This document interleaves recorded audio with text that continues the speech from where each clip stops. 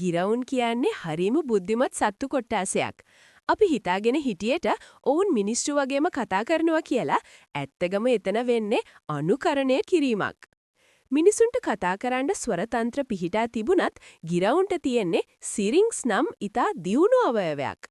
මේ හරහා වාතය ගමන් කරන ආකාරය ඊටා සියුම් ලෙස පාලනය කරමින් මිනිස් කටහඬ, සංගීතය සහ විවිධ ශබ්ද පිට කිරීමට ඔවුන්ට පුළුවන්. ගිරවුන්ගේ මොළය අනෙකුත් පක්ෂීන්ට වඩා වෙනස්. ඔවුන්ගේ මොළයේ ශබ්ද ඉගෙන ගැනීමට සහ ඒවා පාලනය කිරීමට උපකාරී වන විශේෂ මධ්‍යස්ථාන පිහිටා තිබෙනවා. ඔවුන් අවට පරිසරයෙන් ඇහෙන ශබ්ද මතක තබාගෙන ඒවා නැවත උච්චාරණය කිරීමට මේ පද්ධතිය උදව් වෙනවා. ගිරවෙක් හැලෝ කිව්වාම ඒට හුදෙක් ආචාර කිරීමක්ම නෙවෙයි. එය ඔවුන්ගේ ඉහළ බුද්ධි මට්ටම ප්‍රදර්ශනය කිරීමක්. සමහර ගිරවුන්ට වචනවල තේරුම සහ ඒවා භාවිතා කළ යුතු අවස්ථාවන් පවා හඳුනා ගැනීමේ හැකියාව පවතිනවා.